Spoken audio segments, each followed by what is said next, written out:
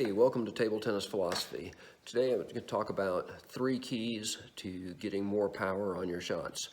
And some of you may know all of these, some of you may know some of them, some might not know any, but I've discovered that most people have some idea about a lot of this, but not a full understanding. And I'm going to try to get you closer to really understanding some of the real key things to getting more power on your shots.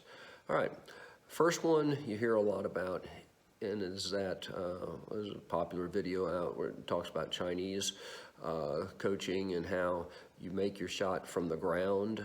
I was trained slightly different wording of that, but a muscle progression, essentially using your lower body to swing your upper body. So the lower, the muscle progression would be that you start at the bottom of your feet, swing your body, and the shot actually ends at the tips of your fingers. And I said the way I normally teach this is to make sure that your body is swinging your arm and you're not using your arm just to swing on its own or to swing your body. A lot of times players get injuries in their shoulders, arms, backs, all kinds of things, unnecessarily, because if they're making the shot the right way, they would have their arm actually very, very relaxed. Another table tennis cliche is that your arm should move like a whip, not a stick. So if there's tension in your arm and you're just using your arm, you're not going to get much power and it's going to work against you. On the other hand, if you think that every single shot you make, whether it's a strong shot or a soft shot, is using your entire body, using that the shot does come up from the ground, from your feet, that it gradually, the energy works its way up your body. One of the key things I can tell if somebody is not doing this, if there's no turn in their shoulders, if they're making a shot, that means that's for sure that they're not using the rest of their body if their shoulders don't turn at all, and if they're not bending their knees. So that's a big one, that's a key one, really important to use that. Now, another one that's extremely important, and it explains why some players that are not physically strong can make such strong shots and sometimes make them with short strokes, is where you would accelerate directly into the ball. Let me explain it this way.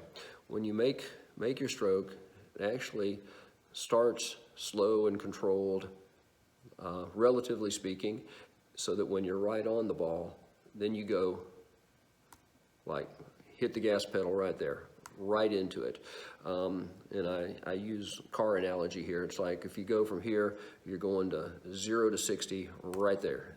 You're trying to really punch it right there. And if you accelerate too soon, by the time you get here, you're only going from 40 to 60. You're not going to get the same acceleration. If you accelerate straight into the ball, even with a short stroke, you can make a very strong shot. And it's particularly helpful for short pips players, people that are trying to hit quick over the table. They can get power there and actually have a short stroke. If you've got a longer looping stroke, it's still the same principle. It's almost like wait, you're on the ball, then go into it, okay? So we've got the using your whole body, accelerating right into the ball, and now the one that maybe a lot of people haven't really thought about. One of the big keys to getting power on your strokes is being in the right position. Imagine this, you've got you're set up for your forehand and the ball comes to the exact perfect place for you, you're going to make a strong shot. And most people will. If the ball's where they want it and where they're used to making their shot, then they can make a strong shot, whether it's a forehand or a backhand or whichever. But if you have good footwork, you can be in a perfect position much more often.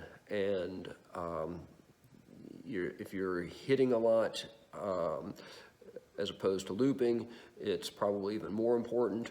But maybe not. You've got to be in position for whatever shot you want to make, and just because you got your racket on the ball does not mean it was a good shot, as opposed to just getting your racket on the ball. If your footwork is good enough to get you in the perfect position, then you can make a strong shot that feels very natural, and do that frequently.